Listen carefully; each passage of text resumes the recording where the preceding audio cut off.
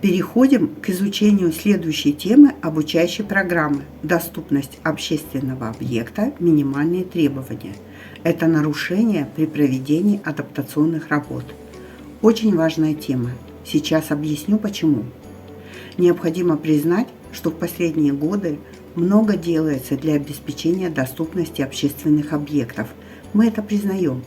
Есть все необходимые нормативно-правовые акты, законы, кодексы, строительные нормативы. Но почему же тогда до сих пор проектируются и строятся здания, недоступные для людей с инвалидностью?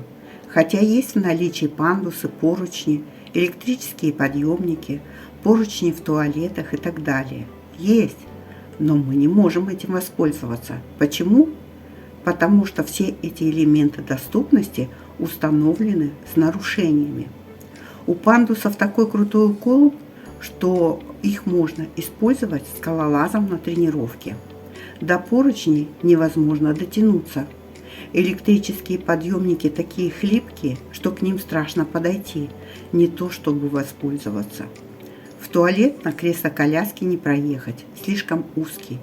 Из этого следует то, что специалисты, проектировщики, архитекторы, строители не обладают нужными знаниями или не хотят руководствоваться имеющими нормативно-правовыми актами. Сейчас не будем обсуждать эту тему. Нам просто надо принять к сведению, что мы должны полностью контролировать процесс адаптации, контролировать соответствие проводимых работ строительным нормативам, потому что ответственность за доступность нашего объекта несем мы, не проектировщики, не архитекторы, не строители. Мы. Как только мы поставили свою подпись на акте, ответственность переходит к нам.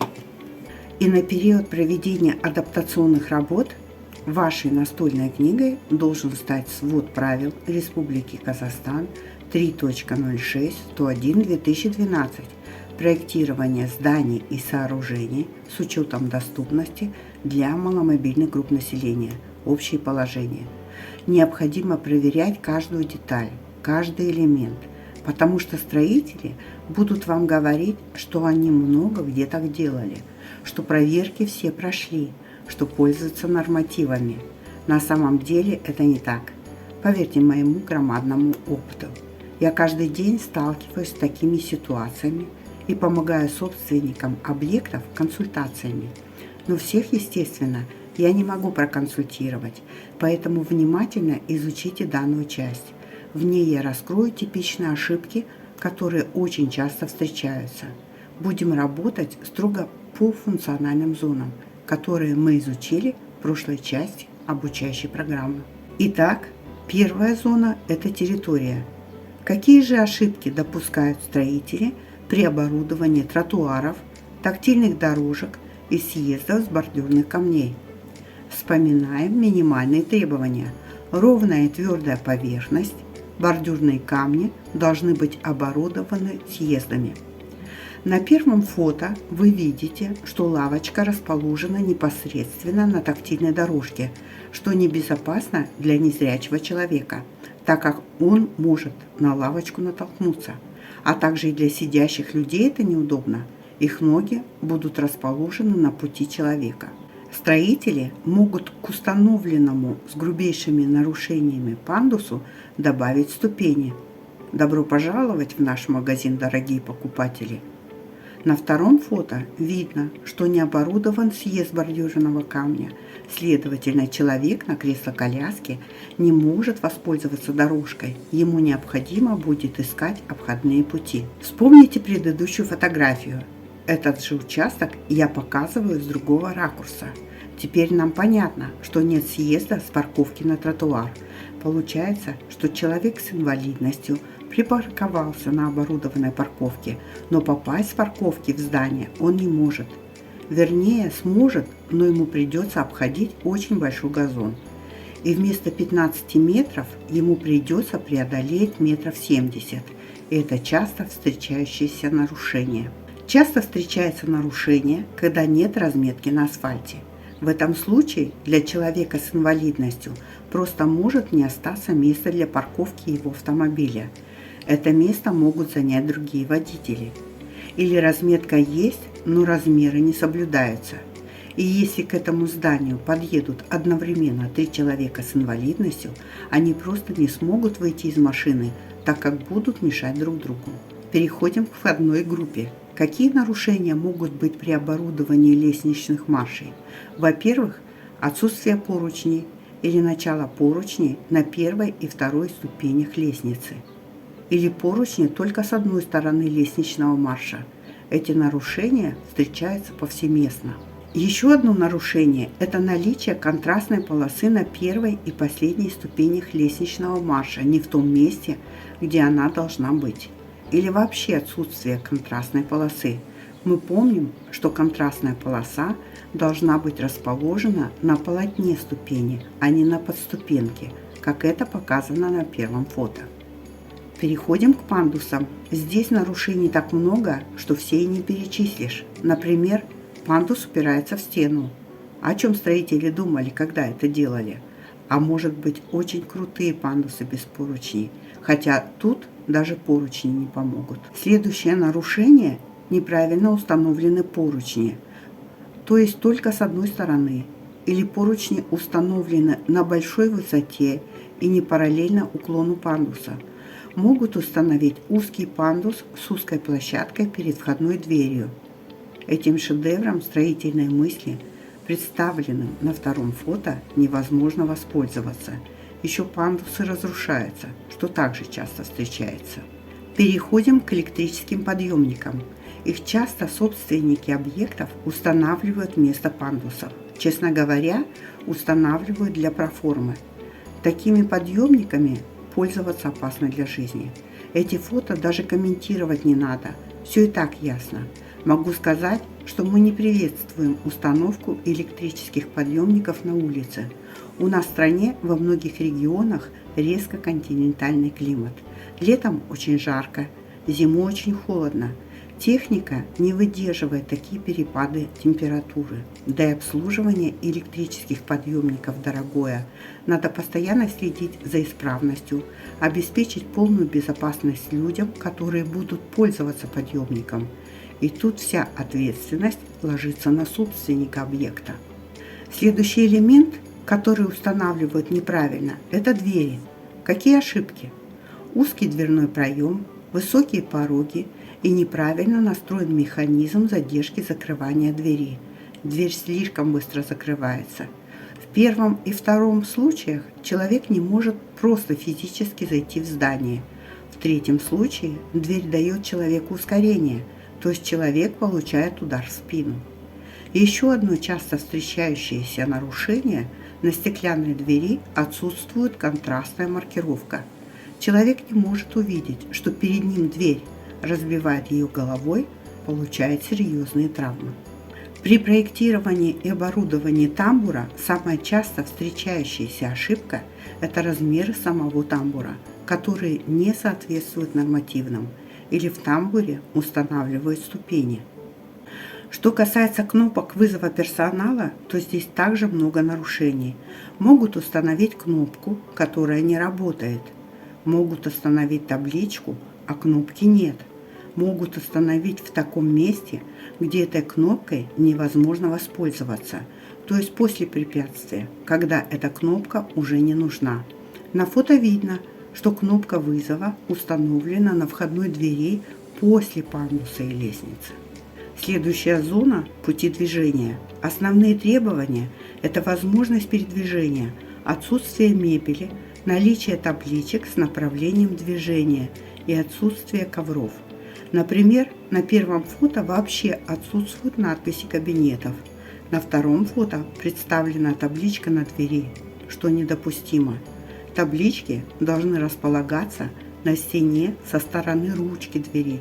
Высота размещения табличек от 1,40 см до 1,60 см. Теперь поговорим об ошибках, встречающихся в зоне оказания услуг. Конечно, это загроможденные мебелью помещения, недопустимая высота мебели, отсутствие мест, оборудованных для людей с инвалидностью. Для примера на фото представлена высокая стойка администратора. На втором фото показан кабинет, заставленный мебелью. Туалет, правильно оборудованный для людей с инвалидностью, это редкость. Что только не придумывает, пытаясь адаптировать туалеты. На фото я привела пример до ремонта и после. Как был туалет недоступен, так и остался недоступным. Впустую потрачены финансовые, материальные и трудовые ресурсы. На фото 2 видим, что унитаз переставлен на другое место. Переделан поручень, установлена кнопка вызова персонала. Она, кстати, работает.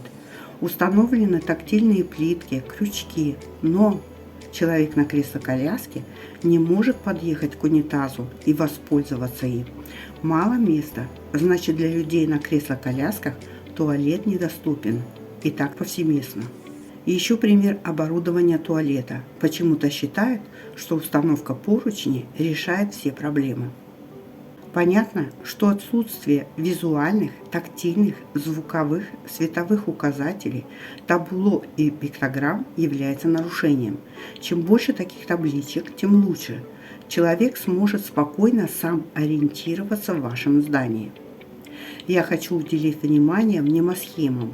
Здесь у собственников всегда возникают вопросы. Самый главный вопрос – где разместить мнемосхему? По нормативам мнемосхему размещают на улице, до препятствий. Это лестницы, пандусы, электрические подъемники на расстоянии от 3 до 5 метров от входа в здание.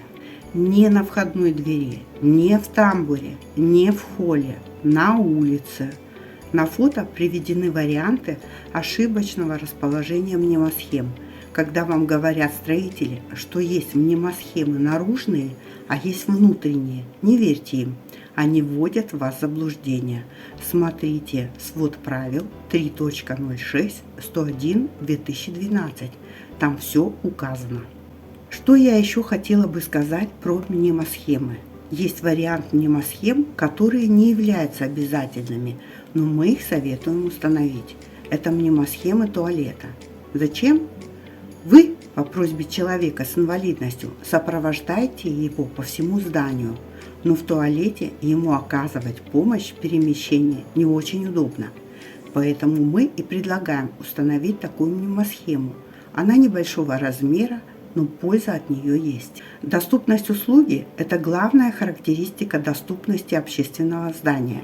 Если здание многоэтажное, но нет лифта, услуга недоступна.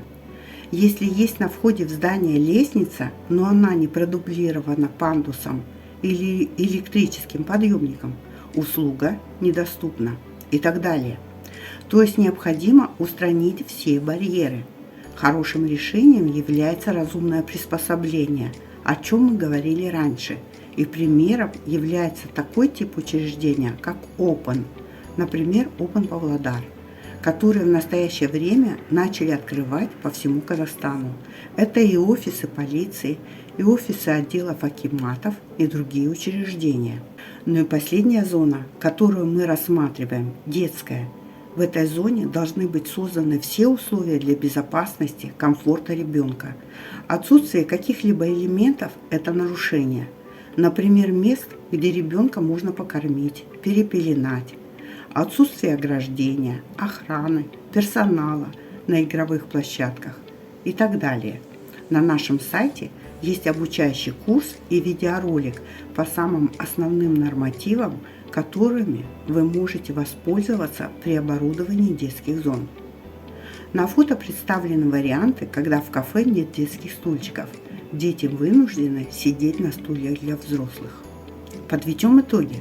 Мы с вами рассмотрели основные ошибки, которые допускают при адаптации объектов. Конечно, это самый минимум, который мы смогли рассмотреть в рамках изучения материалов обучающего курса. Что я могу вам посоветовать? Если вы не знаете, как правильно сделать, попробуйте поставить себя на место человека с инвалидностью или на место маломобильного человека и попробовать, удобно вам или нет. Иногда этого хватает для принятия правильного решения. И пользуйтесь нормативами свода правил Республики Казахстан 3.06.101/2012, текст которого вы найдете в дополнительных материалах. В следующей части мы приступим к практической работе, будем закреплять полученные знания. До встречи!